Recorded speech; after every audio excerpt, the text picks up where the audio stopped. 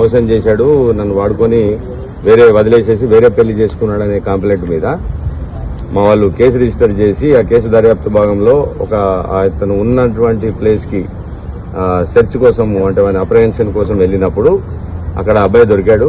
ఆ అబ్బాయి పేరు సంపత్. వాళ్ళకు సంబంధించిన బ్రదర్ ఇల్లు షణ్ముఖ్ అని, అతను ఒక